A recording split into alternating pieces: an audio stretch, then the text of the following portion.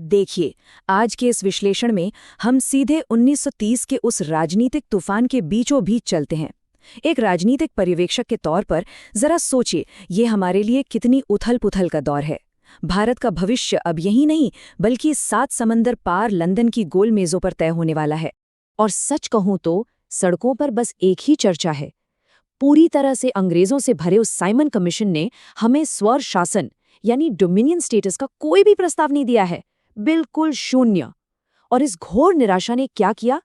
इसने पूरे देश को सविनय अवज्ञा के एक ऐसे जबरदस्त आंदोलन में झोंक दिया है जिसे पहले कभी नहीं देखा गया।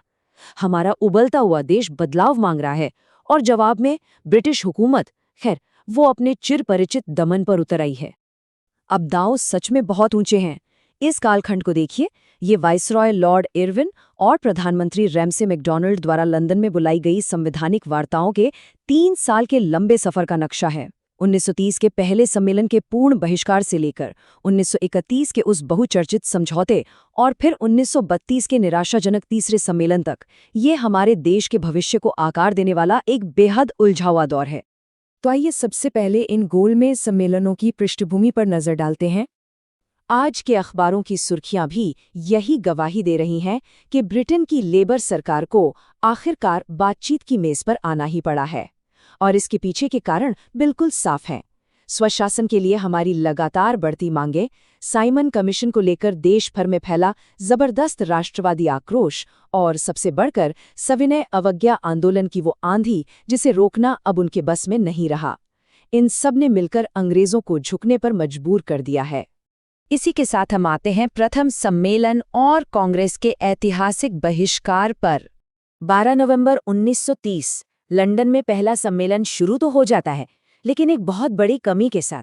सच्चाई तो ये है कि बिना भारतीय राष्ट्रीय कांग्रेस के, जिसके बड़े बड़े नेता इस वक्त सविनय अवज्ञा आंदोलन के कारण हमारी ही जेलों में बंद हैं, ये पूरी बातचीत बिल्कुल बेमानी सी लगती है। मतलब खुद ही सोचिए, देश के सबसे बड़े प्रतिनिधि के बिना ये सम्मेलन कैसे परवान चढ़ सकता है।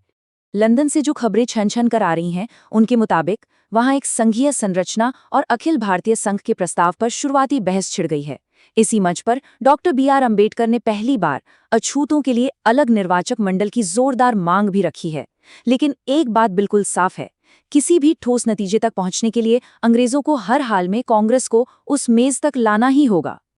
और यहीं से शुरू होता है एक नया अध्याय, समझौता और एक नई उम्मीद। मार्च 1931 का महीना आता है और हम सब एक तरह के आश्चर्य और हल्की सी राहत के साथ गांधी इरविन समझौते पर दस्तखत होते हुए देखते हैं। शर्तें बिल्कुल स्पष्ट हैं। कांग्रेस सविनय अवज्ञा आंदोलन रोकने को तैयार है और सरकार अहिंसक राजनीतिक कैदियों को रिहा करने और दमनकारी अध्यादेश वापस लेने को।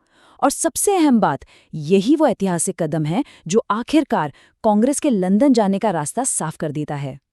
अब रुख करते हैं दूसरे सम्मेलन और वहां उभरे तीखे मतभेदों का। ये सितंबर 1931 का समय है। महात्मा गांधी कांग्रेस के एकमात्र प्रतिनिधि के तौर पर लंदन में है। और सच कहूं तो बातचीत की मेज पर एक ऐसा गहरा वैचारिक गतिरोध पैदा हो गया है जिसे हम सब रुकी हुई सांसों के साथ देख रहे हैं। एक तरफ गांधी जी हैं जो एक एकीकृत राष्ट्र और तत्काल स्वशासन की वकालत कर रहे हैं, तो दूसरी तरफ डॉक्टर अंबेडकर और अन्य अल्पसंख्यक नेता हैं जो अलग निर्वाचक मंडल और विशिष्ट राजनीतिक सुरक्षा की अपनी मांग पर अडिग है। दुर्भाग्य से वहां से आ रही खबरें दिल तोड़ने वाली हैं। राष्ट्रवादी और अल्पसंख्यक मांगों के बीच की खाई अब बहुत चौड़ी हो चुकी है और इसका फायदा किसे मिल रहा है? जाहिर है, अंग्रेजों को। उनकी पुरानी फूट डालो और राज करो की नीति को मानो एक नया हथियार मिल गया है। ऊपर से चर्चिल जैसे नेताओं का इस वार्ता का विरोध करना और मैकडॉनल्ड द्वारा नए मुस्लिम बहुल प्रांतों की घोषणा, ये सब अंग्रेजों के एक तरफा सांप्रदायिक पंचाट की ओर साफ इशारा कर रहा है। 1931 की वो सारी उम्मीदें तब कांच की तरह टूट जाती हैं जब गांधी जी खाली हाथ वापस भारत लौटते हैं। नतीजा, संघर्ष तुरंत फिर से भड़क उठता है।